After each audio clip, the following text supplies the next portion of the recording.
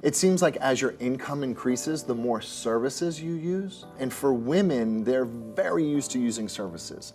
They have a eyelash person, they have an eyebrow person, they have a hair person, they have a dog walker, they have a personal shopper. So this is an easy transition for them. Instead of going out on a bad date after bad date after bad date, they can, oh, let me call Garren and see who can he set me up with tonight. Hello, my name is Garren James. I am the owner of Cowboys for Angels. We are an exclusive straight male escort agency for women only. And I've also been featured on the Gigolo show on Showtime. One of the questions that I get from clients is, okay, this guy's hot, but what's his personality like?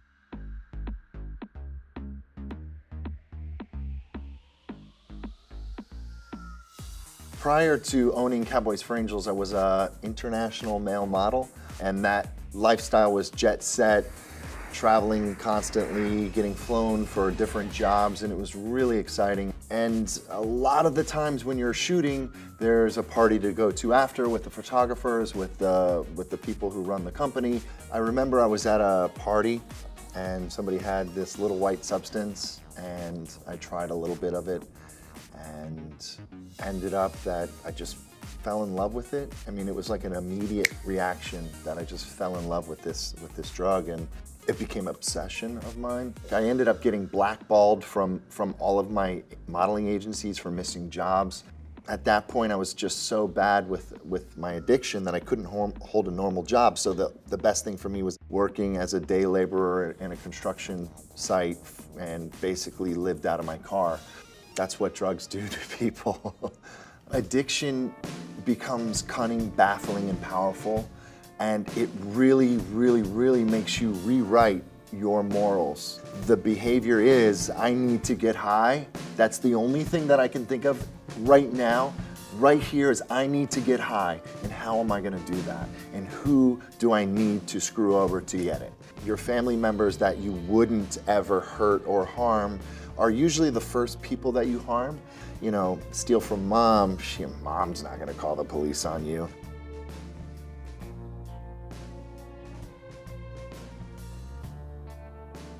So I was sitting in this jail cell. I had no lawyer. I had a public defender, and the public defender came and saw me and said, you know, I've been looking at your records, and I spoke to the victim of the crime, which was an ex-girlfriend who I broke into her home and decided to pawn her laptop. And thank God, like, she had the courage to call the cops on me, because I don't know if I'd be alive. You know, that moment, I was like, how could she? I would have paid her back. But thank God that I had those crimes against me, and I was locked up. You know, I was locked up from harming myself. So the public defender came into my cell. She was like, well, they're offering you 4 years of prison, or we can try to get you help. And I was like, okay, well, I guess help sounds better than 4 years of prison.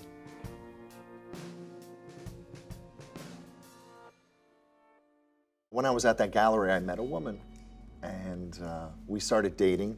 And this woman happened to have an agency. She had an escort agency, Women for Men. And slowly she would ask me to do favors, like, can you run to the bank? Can you do this? There's a girl coming for an interview.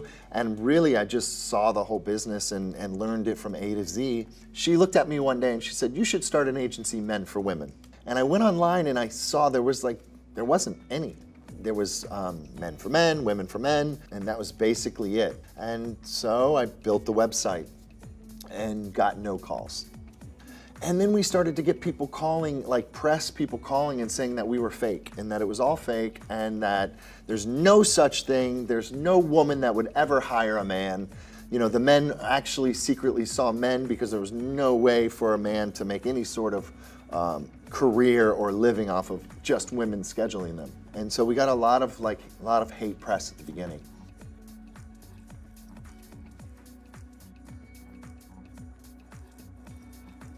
You know, whenever you say the word escort, that word seems dirty. So what I try to do is just say, you know, I own a companionship services. I send men on trips with women. We send them to events, weddings. You know, I try to say all of these things that they wouldn't think even. You know, if you say, if I own a male escort agency, you know, they're gonna think, oh, what, you send men on 30-minute appointments to like have sex with women or something, you know? Our website says several times, like, we do not sell sex, we do not sell sex. And even on the contact form, it says, if you are asking for sexual services, we will not respond to you. So a lot of our emails and calls per day are, telling people, sorry, that's not a service we provide. You're welcome to keep looking. When I first started, I didn't really know what type of men to hire. My first impression was 21-year-old younger guys, and I found out later that women don't want to hire a 21-year-old guy. And then I had some muscular bodybuilder types, and then I found out women don't really want that so much. And then I had a porn star, and I was like, ooh, that maybe be interesting stories to talk to a porn star. And women definitely did not want to hire a porn star. And I've turned away so many good-looking guys because they were not educated, they had not traveled, they were introverted, or one of my biggest no-nos is ego. Just think about it. Like, if you are, I'm the greatest thing that ever happened, baby. You better worship me, baby. You're getting paid to actually worship the other person and give attention to and be nice to that person. So how are you going to do that if you're expecting them to think that you're the greatest gift to this world? Time magazine a few years ago on the front cover did a big story about income. And they said that women living in the city that are college educated are now making more money per capita than men. So you don't really have that 1950s, 1960s sort of mentality where it's like the man is calling the shots. But you have a problem where men still think that they should be, and so women are tired of that. And they are now able to make decisions on what they want to do for the evening. And it's kind of like becoming, I think, a problem because you have that situation where it's like, hey, we're equal here, so you need to stop trying to be the man. Like, it's gonna be okay. Like, I got this, and I can make some decisions.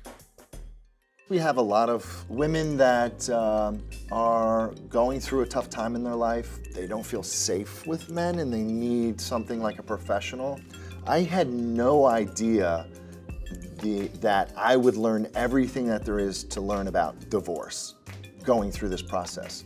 I had no idea that I was gonna have women calling that had lost a spouse and that hadn't been on a date in years and needed a kickstart to go back into the dating world. I had no idea I'd get a call from a woman saying that she's dying of cancer and always wanted to go to India and needed, somebody to go with her.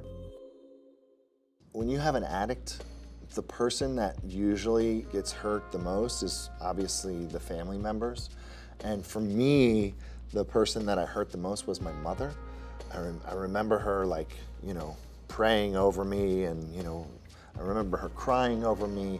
I remember she took me to the hospital once on an overdose. I remember her visiting me in every jail and every treatment center. And so, for me today to have hurt her and my sister and other women and girlfriends that I basically manipulated and hurt and used through my addiction, it's become like a full circle on, now my job is to make women happy. And so prior to being in recovery, I could have never run this agency like I do now. There's no way possible.